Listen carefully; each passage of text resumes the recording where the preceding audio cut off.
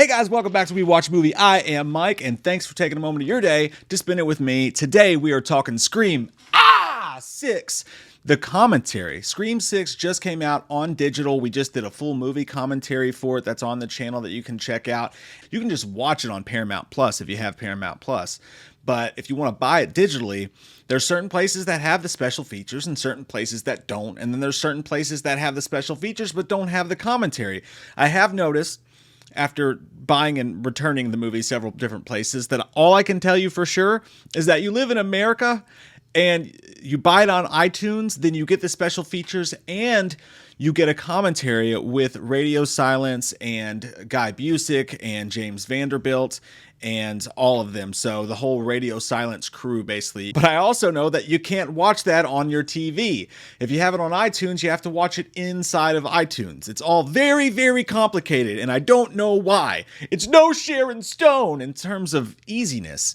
I didn't mean it like that. But after watching said commentary with Radio Silence, I came away with a vast new, a trough, a buffet, a swan, a frickin' gaggle, if you will, of new information about Scream Sean Connery's birthday. Irish wristwatch. And a lot of stuff I'm going to talk about today is great, but I recommend you do actually watch the commentary because there's so much interesting behind the scenes stuff and things that they talk about and interesting things that Scream fans will get a delight, a big kick out of. This is the stuff that stood out the most to me, but there's definitely a lot more on there than this. Number one, the hot cold game in the beginning of the movie between Tony Revolori's character and Ghostface happened. It went a lot longer on, and they decided that, hey, how long is too long? Because typically we're talking to a person who's scared in this scene, and is the phone call with Ghostface just going on too long? Is it losing steam? So they shortened that up a whole lot, they said. I found it interesting because having watched the movie like 9 times now and just twice yesterday doing the commentary myself and then listening to their commentary, I do find that scene almost drags a little bit. Like it's like at that point where they're playing the hot cold game,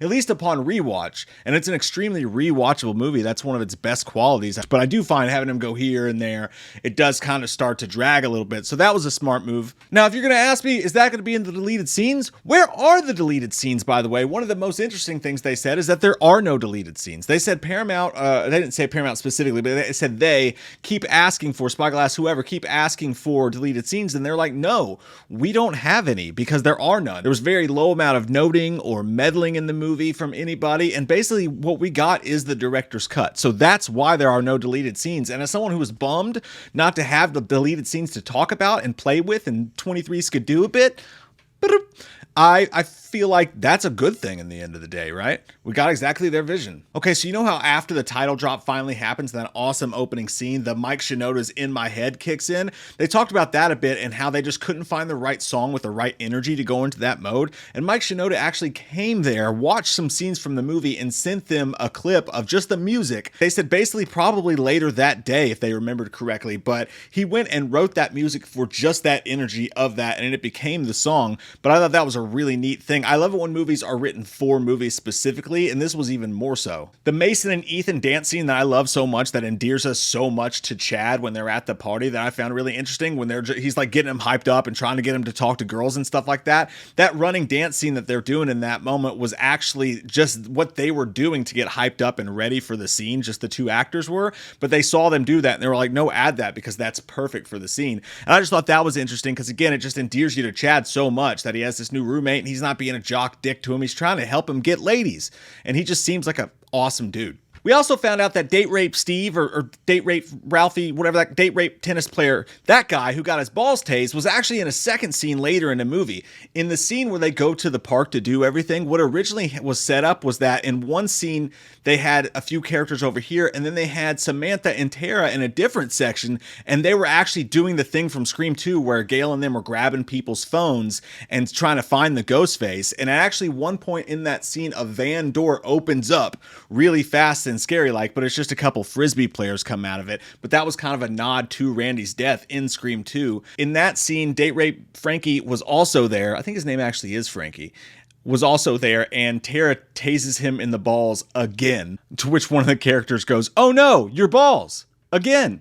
The huge set piece of the bodega scene where Ghostface uses the shotgun, originally that sequence was supposed to end with Tara and Sam running out the back of the bodega and getting into a taxi, and then Ghostface was supposed to chase them. They don't say whether Ghostface was driving or chasing them, but they just say that Ghostface ends up crashing the taxi, actually flipping the taxi in a chase scene, and the line producer was like, no way, that shot's not going to happen, it's too difficult to make, you can't have it. So instead, unfortunately, we just got them walking out into the street as the cops pull up. But we almost had a very Scream 2-ish Ghostface vehicular chase, which would have been pretty goddamn rad. Fuck you, Greg! Something really interesting to me, because like I've always said, I loved Dermot Mulroney's performance in this movie. I loved how kind of over the top and wild he was. It reminded me a lot of Mickey in Scream 2. I just really dig people chewing the scenery and stuff like that. So I dug it.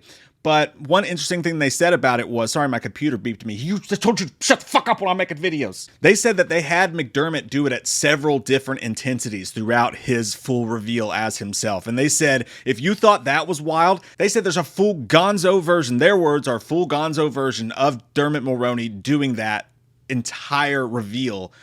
And fuck me, wow, I would love to see that. If that, what we got, wasn't gonzo, and there's an even crazier version of it, stick it in, Steve. It's a perfect time to mention that the gag reel on this is one of the best gag reels I've ever seen. There's some great Ghostface moments, there's some great Dermot Mulroney moments, and I think you get to see a piece of this in there. He's like, everybody thinks they're a film student. Well, I'll be your director, I'll be your co-director. What the fuck?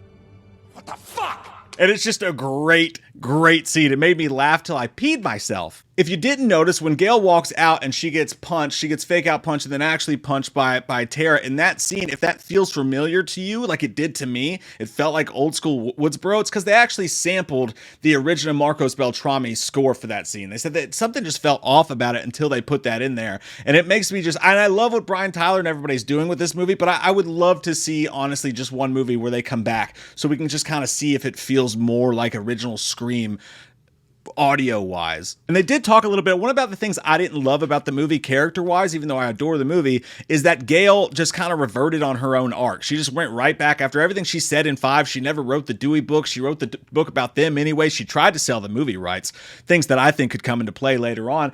But what they said about that is they were like, hey, we thought it was funny that she did that because Gail is always going to be Gail. And some of the things that are the most interesting things about her is that she's unapologetically herself. So we thought it was fitting for her. We didn't want to see her wallowing about Dewey and being sad, so we thought it was fitting for her to kind of return to her original Gailness, which you could disagree with that or agree with it, but at least you understand where they're coming from and why they made that decision. It wasn't just poor oversight. I thought it was funny that Dermot Mulroney is the only one of the Ghostfaces that they actually told he was going to be Ghostface, because they're like, we had to get him to do the movie, so if he just kind of had this thin part as this detective without that reveal, we don't know if he would have done it. So they actually let him know ahead of time, hey, yeah, you're Ghostface. You know, I was looking for it with a damn microscope, but there was no talk about Stu or anything like that. But they did say about the famous murder board is that Stu's picture, everybody's picture, they actually had to go back to these people's publicists, from Timothy Oliphant to Matthew Lillard, and ask for permission to use those photos, which I thought was pretty interesting. As far as Quinn's fake out death goes, there was actually a scene that they shot with Dermot Mulroney standing over her body and grieving, and them showing us her dead, and then they actually did take that out. So I mean, there is a few things they did take out, but I guess none of them equaled enough to beat a full-on deleted scenes outside of the gag reels and stuff like that. But they said they took that out because they were like, it asked the question of like, why are you showing me this right now? And it didn't add anything to the moment. And they actually went back and added the throat slit in post to her dead body to make it more seem like she was more realistically dead, to throw you off. Now, I think that they had to add the prosthetics line and all that because of that, but again, I don't know what it looked like, that scene where her body gets thrown out beforehand. Maybe it was necessary. They did confirm that during that subway scene, I've seen people say it, but I never noticed it myself, but during the subway scene, when they're coming down the steps and you see Michael and all them, there's somebody chanting in the back, "Evil dies tonight," and that's the radio silence crew actually chanting "Evil dies tonight" in the subway. So if you heard that, you're 100% fucking right. It's not like those people who thought they heard Michael ask to give his mask back in Halloween Kills. They confirmed what Guy Busick told us in our interview, which I'll put at the end of this as well, that Chad, they did remove stabs from Chad's scene because it was just too over the top. They said there was originally 14 stab sounds, and in this version there's only 7, although if you listen closely it sounds like a lot more. I think it's the knives going in and coming back out, but they did confirm that. As far as the reveal goes, they mentioned the bit about misinformation about these days it's not good enough to kill someone, you have to assassinate their character, that was on purpose. They said this is something that these characters have to deal with in 2023 that Sidney Prescott didn't have to deal with back then. The whole misinformation of the internet and the way things are going, and that was a part of their pitch to Spyglass when they pitched this film initially. And Guy Busick told me that as well when he said that, like, we go and we pitch this entire thing to Spyglass before we shoot anything, and we get the okay on everything, which makes it way easier for them not to have to meddle or to get involved in things and change things up, and basically Warner Bros. The fuck out of this thing. As far as why they chose to go with Richie's family as the killers in this movie, is they said that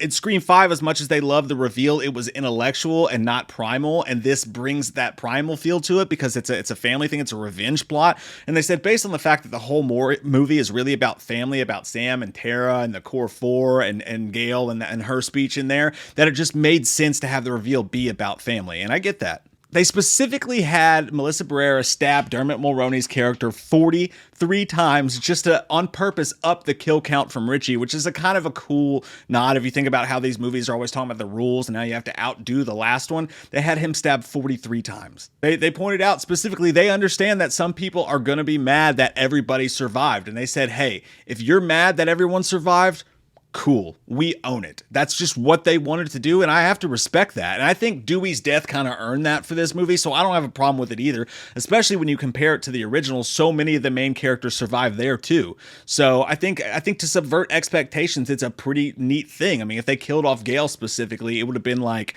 hey, every time we got to get rid of one legacy character, and it would have been a pattern, which is not what you want in these movies. They did say one thing about Scream 7. One of the guys said, hey guys, tell us about Scream 7, and they laughed and they said, hey, this could be it right here. And they said, we do honestly treat each movie like it's our last one. We put it all into this and trust that later on we'll come up to other stuff. But they hinted that there's nothing they're planning in the future, with obviously is bad for Stu folks. But hey, writers are going to fucking write. They can write it in. Write it or I'll break it off. The goddamn pen is blue. And my friends, that is everything I learned from the Scream 6 commentary. I had a blast watching it. I totally recommend you check it out.